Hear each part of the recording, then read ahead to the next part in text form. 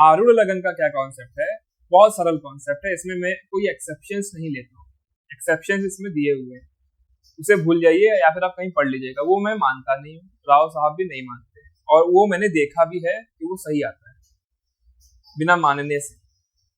तो लगन कुंडली जो है उसका भावेश कहीं गया, मान के चलिए कि आपका लग्नेश जो है या फिर किसी भी भाव का मालिक जो है तो किसी भाव में गया, उसी अब जिस भाव में वो मालिक गया है उस भाव से उतना ही भाव आगे गिन लीजिए। जैसे लगन कुंडली का आपका भावेश तीसरे भाव में गया, तो 1 2 3 3 भाव दूर गया लगन से। अब जहां पर लग्नेश बैठा है वहां से 3 भाव आगे गिन लीजिए, मतलब तीसरा, चौथा, पांचवा। तो वो जो पांचवा भाव होगा वो आपके लगन का रिफ्लेक्शन है। लगन में जो चीजें आपको मिली हैं, जो लगन में आप चीजें घट रही हैं आपके साथ, वो आपके आरूढ़ लगन से आ रही हैं बेसिकली।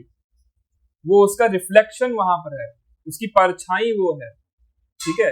तो बेसिकली इस तरह से समझिए कि पिछले जन्म में आपने पानी गिरा दिया, ठीक है। पिछले जन्म में आपने, जैसे आप पानी गिरा देते हैं किसी रास्ते पर या फिर अपने फ्लोर पर पानी गिरा दीजिए, तो जब पानी सूख जाएगा तो उसका एक निशान बनेगा, ठीक है।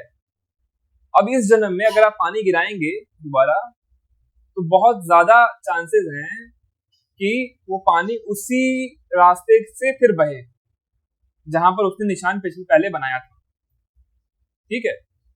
आप पानी गिरा करके देखिएगा, अपने फ्लोर पर पानी गिराइए, ठीक है, पानी गिराइए, सूख जाने दीजिए, फिर उस पर पानी गिराइए, तो वो जो निशान बनेगा ना, उसकी जो परछाई हल्की सी बनती है, उसी रास्ते से वो फिर वो पानी बहे, इसके बहुत ज्यादा चांसेस होते हैं।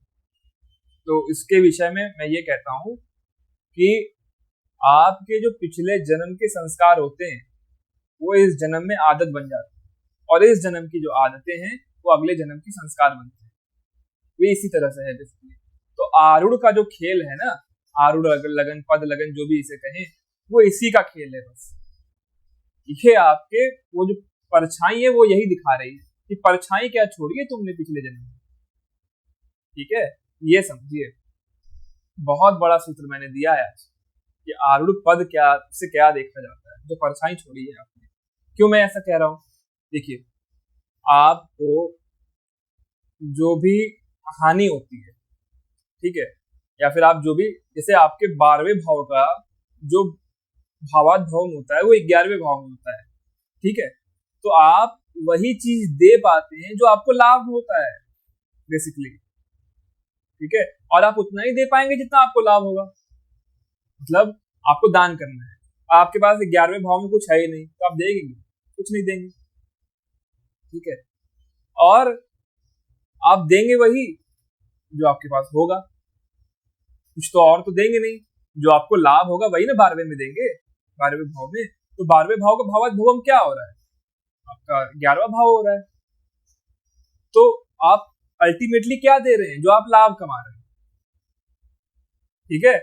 तो भावात भवम का प्रिंसिपल ये है जो कोई नहीं समझाएगा। वो केवल बड़ी बड़ी बातें करते हैं लोग कि ये लिखा है ग्रंथ में, वो लिखा है ग्रंथ में, लेकिन ये कोई नहीं समझाएगा इसकी जो बारीकियां हैं, ठीक है। तो आज के लिए इतना इंट्रोडक्शन मुझे काफी होगा। अगर कोई डाउट रह गया तो मुझे बताइए, मैं उसे आने वाले वीडियो में क्लियर कर दूंगा।